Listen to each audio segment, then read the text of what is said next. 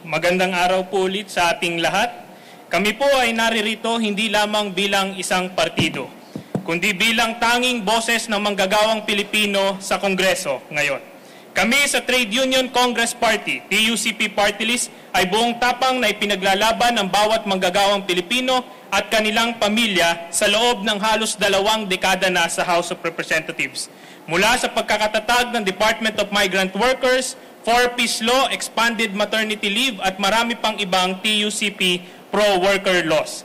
Kami po sa TUCP ay muling lalahok sa darating na halalan sapagkat tuloy ang laban ng TUCP para sa manggagawang Pilipino sa Kongreso.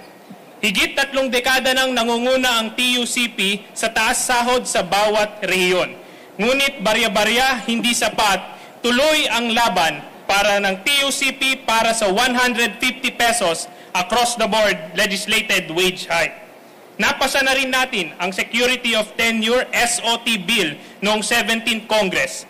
Na veto pero hindi tayo susuko hanggat may manggagawang Pilipino na permanent temporary na nakakulong sa 555 endo contracts at bogus agencies. Tuloy ang laban para sa SOT ng TUCP. Bilang co-author ng Trabaho para sa Bayan Act, naninindigan kami sa TUCP na ang bawat Pilipino ay may karapatan sa permanente at disenteng hanap buhay. Dahil sa TUCP, laging bida ang manggagawa. Muli, ipanalo po natin ang TUCP party list sa Kongreso.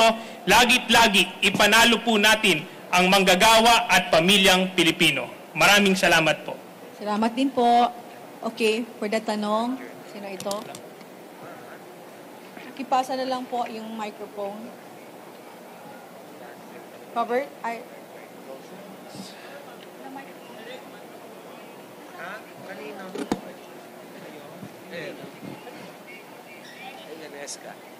Pakibanggit po ng pangalan at ng media organization, ma'am.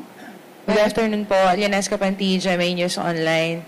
Sir, I understand TUCP is an ally of the administration, but yung 150 hindi pa rin pumapasa into law. What is the biggest hurdle for the what is the biggest hurdle why you think this measure is not being passed into law? Is the president against it? So for the longest what is the situation? Yes, for the longest time, pagdating sa legislated wage increase sa Kongreso, talagang napaka-uphill climb. Una dyan, kami ay nag-iisa, kagaya nung nabanggit ko, kami nag-iisang Workers' Party na nasa Kongreso ngayon. Isa lamang ho yung aming representante. Pangalawa ho, napakalakas ho nung lobby ng ating mga kaibigan sa employers at big business at foreign chambers. Gayunpaman, bagamat kami ho ang kaalyado ng Marcos administration, na kagaya ng binanggit niyo po, patuloy ho yung laban ng TUCP para sa legislated wage increase. Sa katunayan ho, maaring isa lamang ho kaming representante sa Kongreso, ngunit yung co-authors po namin, pagdating dito sa legislated wage increase, meron na po kaming halos 100 co-authors sa House of Representatives. Kung kaya't ang panawagan po natin kay Speaker Romualdez at kay Congressman Fidel Nograles na siyang chairman ng House Committee on Labor ay idaos na yung pang-apat at inaasahan namin huling hearing sa committee para finally i-approve na to sa 150 pesos sa House of Representatives. Naipasa na po ito sa Senado. Kung kaya ng Senado, naniniwala po kaming mas kaya ng House of Representatives. Thank you po. That will be all. Next question, Salamat please. din po. Meron pa pong magtatanong?